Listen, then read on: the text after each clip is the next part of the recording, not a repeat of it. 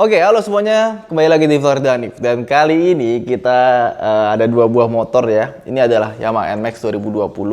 Awalnya gue beli yang putih ini karena yang ABS-nya belum muncul. Yang baru ready itu yang non ABS. Tiba-tiba beberapa bulan kemudian ABS-nya muncul, meskipun ada jarak mungkin sekitar 3 bulanan kali ya. Dan akhirnya gue beli lagi yang ABS, dan yang ini lagi gue jual. Nggak tahu udah laku atau belum pas video ini keluar ya. Yang ini gue beli dengan harga sangat menarik sekali di KJV Motostart. Jadi daripada gue beli baru ya kan, terus gue jual yang ini mungkin nambahnya jadi lebih banyak, ya mendingan gue jual bekas, terus beli yang bekas lagi biar harganya itu gue nambahnya nggak begitu banyak. Karena ternyata antara yang non ABS dan ABS itu meskipun bedanya, yang ini kan 29750, yang ini 33750, meskipun cuma beda 4 juta, ternyata ada beberapa hal yang membuat motor ini tuh lebih layak dibeli dibandingkan dengan yang non ABS. Seperti apa perbedaannya? Jangan lupa untuk like dan subscribe karena kita akan kupas tuntas apa sih bedanya yang ABS sama non ABS di video kali ini.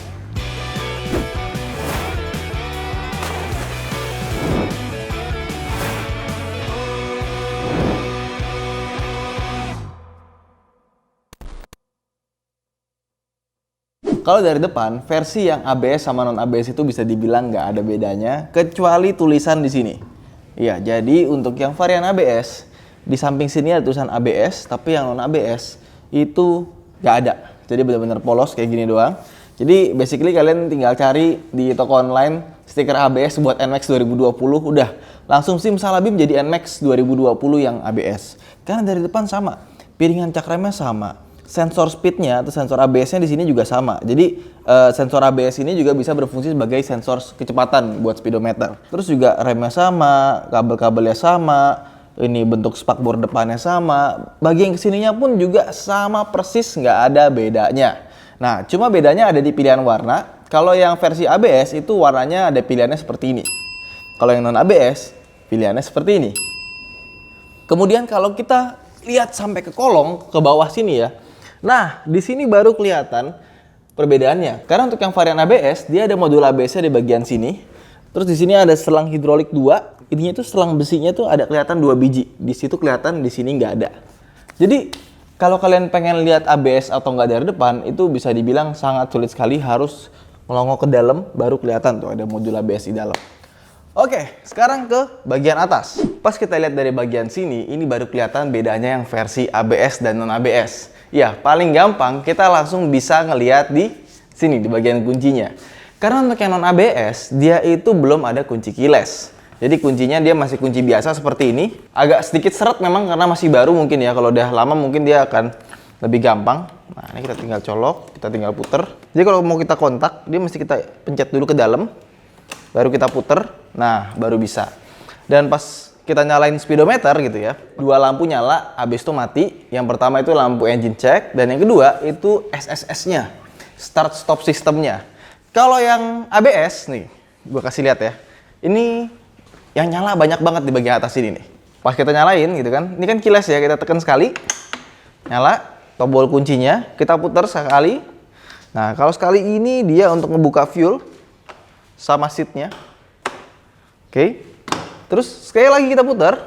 Nah, ada gambar SMS, TCS, ABS, engine check sama kunci. Terus apa lagi? Auto start stopnya juga nyala, sama ada gambar logo telepon. Jadi dia ada namanya Y-Connect. Jadi bisa terhubung langsung dengan handphone, nanti kita akan coba praktekkan. Jadi di bagian atasnya sini bisa kita lihat dia semakin banyak indikator-indikator yang nyala pas kita sebelum starter.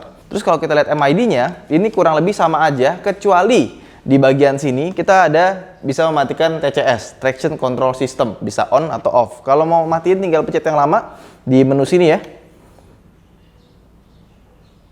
Nah, Traction Control System bisa berubah menjadi off. Jadi dia nggak cuma ada ABS, tapi Traction Control Systemnya juga ada. Jadi kelengkapannya lumayan ya, nggak cuma beda ABS, ada beda di keyless, ada Traction Control Systemnya, dan ada Yamaha Connect buat koneksiin si HP kita sama si motor. Tapi sebenarnya yang bisa dikonekin itu nggak begitu banyak. Jadi cara koneksiinnya, pertama kita harus nyalain Bluetooth dulu. Sudah nyalain Bluetooth, kita harus cari di Play Store gitu ya. Gue nggak tahu ada di Apple juga atau enggak. Cari Y-Connect, udah kita download ya. Nanti ada warning dulu. Nanti baru kelihatan Ada gambar motor, ada ini udah connect ya. Terus ini kapan ganti oli terakhir ya kan, sama kondisi baterainya seperti apa, dan kilometer yang ada di sini itu bisa kelihatan. Ini dibilangnya 2574. Coba kita cek trip A. Oke, odo, oh bener 2570 tadi.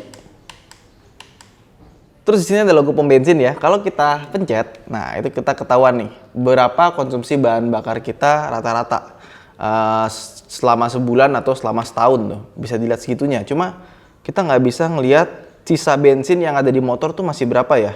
Ya percuma juga sih, kan kita harus nyalain juga. Terus kita bisa cek parking location ya. Motor ini parkir di mana. Terakhir parkir itu di rumah gua. Parking duration 92 jam. Parking date-nya ada di sini. Sama di sini ada, nah ada trofi. Jadi buat kalian yang suka irit-iritan gitu dan kalian suka challenge gitu ya, kalian bisa challenge sama orang-orang lain gitu ya, seberapa irit motor kalian pas kalian bawa.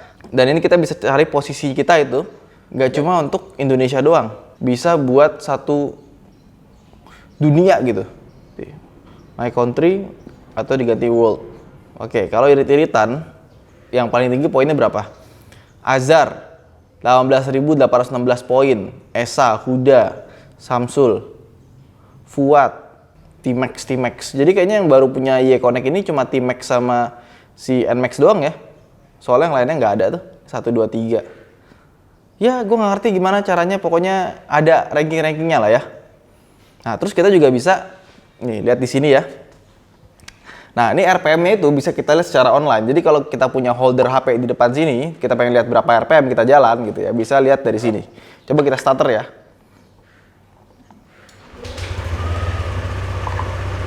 Oke.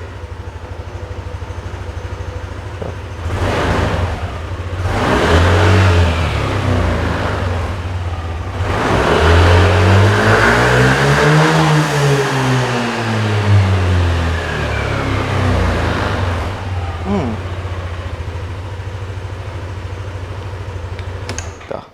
Jadi dia bisa ngelihat RPM kita jalan berapa. Tiba-tiba berhenti, kita matiin dia berhenti. Termasuk juga temperatur udara sama temperatur air bisa kita lihat di sini. 0 derajat, 0 derajat semua. 38, 47 setelah connect ya. Temperatur air 47, temperatur udara 38 derajat Celcius. Terus di sini ada beberapa opsi vehicle info ya. Ini bisa kelihatan plat nomor segala macem, nama motornya juga bisa kita isi, registrasinya kapan, nomor VIN-nya berapa, bisa lihat di sini. Terus juga revs dashboardnya, oke, yang tadi. Terus di sini ada fuel consumption, oke. Terus ada parking location, yang tadi juga, ranking sama settings. Kita bisa edit nih, user infonya siapa yang punya, recommended maintenance-nya di mana. Recommended maintenance-nya juga bisa kita atur. Your engine oil replacement interval bisa kita atur, berapa 4.000 kilo atau berapa kilo gitu kan. Oh, kalau standar 4.000 kilo ya, durasi 125 hari. Oke, meter notification settings ini apa? Oh, oke. Jadi kalau ada incoming call, dia ngasih tahu di sini yang tadi gue bilang. Terus ada misalkan kita ada WhatsApp masuk ya. Jadi kita bisa atur notifikasi yang masuk ke layar sini. Nah, enaknya kalau kita lagi begini gitu kan, kita HP taruh di sini gitu kan. Terus tiba-tiba lagi bawa motor, ada telepon masuk, dia akan ada tulisannya di sini, kelap-kelip. Nah, kalau ada miss call udah selesai, teleponnya dimatiin sama dia gitu kan. Dia tetap ada di sini nih. Ada logo telepon yang ngasih tahu tadi ada miss call nih gitu. Jadi kita nggak perlu ngecek-ngecek HP, udah langsung ketahuan dari speedometernya. Nah, sekarang lu coba kirim SMS ke gue deh. Oh, ada tuh nyala. Kelap-kelip. Masih kelap-kelip nih. Kelap-kelip terus dia.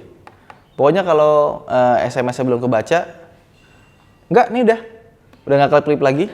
Dan di sini pas kita nyambungin ke app, ada tulisannya di sini app di situ ya. Terus ada indikator baterai, tinggal berapa persen? Tadi tinggal 37% sih. Nah, jadi kalau misalkan di atas 25% sampai 50%, itu dia nggak ada setengah. Di bawah 20% tinggal 1. Oke, terus apa lagi ya? Nah, kalau misalkan kita lanjut ke yang non ABS. Yang non ABS masih sama persis. ada battery segala macamnya, cuman dia nggak bisa ngelihat dan mematikan traction control system, dan nggak ada tulisan app atau semacamnya ya. Nah, kemudian mungkin teman-teman nanya, wah kalau gitu semua orang bisa connect dong ke motor kita? Nggak bisa, karena buat konekin motor itu agak ribet. Pertama, kita mesti download dulu. Setelah download, nanti kita akan masukin nomor VIN dari motor ini. Jadi kalian harus buka bagian bagasi, ya kan? Nah, di sini tuh ada nomor VIN-nya. Tolong disensor ya, jangan diliatin. Nah, kalau misalkan udah kita masukin nomor VIN-nya ke HP kita lewat aplikasi YConnect, baru bisa connect ke sini. Cuma ya, gua rasa orang nggak akan sering deh konekin HP kita ke YConnect-nya. Lebih kayak semacam nice to have aja sih, tapi bukan sesuatu yang major gitu yang akan kita pakai harian. Oke, kemudian bagasi. Nah, kita mulai dari cara ngebukanya ya. Kalau bukanya bagasi ini nih mesti masukin ke tengah dulu, terus kita buka. Ternyata isinya sama persis, nggak ada bedanya sama sekali, benar-benar sama, dimensinya, kedalamannya, volumenya itu sama persis. Oke, desain sampingnya juga nggak ada bedanya sama sekali, bagian kanannya sini sama gitu ya, tengahnya, kursinya, keempukan kursinya sama, dan untuk remnya, yang non ABS ini remnya jujur aja kurang begitu enak, yang ini lebih enak sedikit lebih enak, yang ini lebih keras, yang ini nggak begitu keras. Sama kedua motor ini ya, terutama yang ini, itu setelah dipakai lama, ini kan udah 6.000 km. Ini udah 2.000 kilometeran. Itu CVT-nya itu nggak sehalus NMAX yang lama gitu. Pas digas gitu, atau pas kita boncengan, dia tuh kayak ada derdetnya. Atau bisa dibilang kayak Vario zaman sekarang, atau kayak motor-motor Vespa yang belum iget. Itu kan kalau udah lama dipakai itu kayak dedet gitu kan. Ini tuh ada rasa dedet-dedetnya dikit banget. Oke, terus ke shock breaker-nya. Shock breaker-nya di sini ternyata dia ada bedanya. Ya, meskipun desainnya sama, tapi yang versi ABS ini dia tuh adjustable. Jadi kalau kita mau ngatur dampingnya, ini bisa diputar dari bagian atas sini. Nah, kalau yang non ABS dia nggak bisa. Dia tuh bener-bener rata di sini. Walaupun secara desain ini persis banget, cuma beda kepalanya doang. Jadi kepalanya beda sedikit aja. Kemudian untuk ban belakangnya, dia tuh ada sedikit perbedaan. Nah, kalau misalkan yang versi ABS itu kalau misalkan kita masukin jari ke sini ya, terus kita ke bagian bawahnya itu dia bolong kalau yang non ABS. Kalau yang versi ABS kita masukin jari ke sini, nah dia nanti ketemu sama sensor ABS-nya yang persis sama kayak bagian depannya. Jadi yang ABS ini dia punya sensor ABS dan kabel sensor ABS-nya itu rapi banget loh. Jadi kalau kita intip di sini, dia tuh ada sensor ABS, kabelnya kecil banget. Itu dia sembunyi di balik si selang remnya ini. Kalau yang ini nggak ada. Ini langsung bolong doang gitu. Nah, tapi pegangannya udah disediain loh. Pegangan si selang rem ini itu sama, bagian sininya sama versi ABS, cuma nggak ada kabel buat sensornya. Kurang lebih semuanya sama. Dan menurut gua dengan perbedaan harga 4 juta rupiah, menurut gua sih value for money-nya dapat banget gitu dibandingkan dengan yang versi sebelumnya. Dan ngomong-ngomong soal versi sebelumnya, ternyata Yamaha juga masih menjual NMAX yang versi sebelumnya. Cuma bedanya harganya lebih murah. Yang ini, yang non ABS, itu kan 29.750. Nah, NMAX lama yang masih dijual sekarang, yang sama-sama non ABS, itu dijual dengan harga 28.545. Artinya bedanya sekitar 1.200.000 ya. Untuk yang versi NMAX lama yang masih dijual sekarang versi ABS-nya, itu di harga 32.545 juga kalau nggak salah. Jadi kurang lebih bedanya cuma sekitar 1,2 jutaan juga gitu. Tapi dibandingkan dengan versi yang lama, jelas gue lebih merekomendasikan yang baru. Meskipun yang lama juga masih punya keunggulan dibandingkan yang baru gitu. Seperti misalkan remnya, dia lebih enak. Terus juga yang kedua, CVT-nya dia nggak derdek seperti yang ini. Dan yang ketiga, part modif dan part nomor 2-nya itu lebih banyak NMAX yang lama. Kalau ini kan masih baru, jadi part modifnya nggak sebanyak yang lama. Ini beda 4 juta, tapi kita tuh dapatnya lebihnya banyak gitu. Biasanya beda 4 juta itu cuma bedanya ABS doang, nggak ada fitur-fitur lain. Tapi di Yamaha NMAX ini, kita dapat perbedaan nggak cuma sekedar ABS-nya aja. Makanya pas dia keluar, gue langsung pengen beli yang versi ABS gitu kan. Dan karena gue beli yang second, jadi nambahnya nggak terlalu banyak. Itu aja mungkin vlog kita kali ini. Buat teman-teman yang sudah beli Yamaha NMAX terbaru, seperti apa rasanya dan merawatnya bisa komen di bawah. Saya Danif, sampai jumpa di vlog berikutnya. Bye!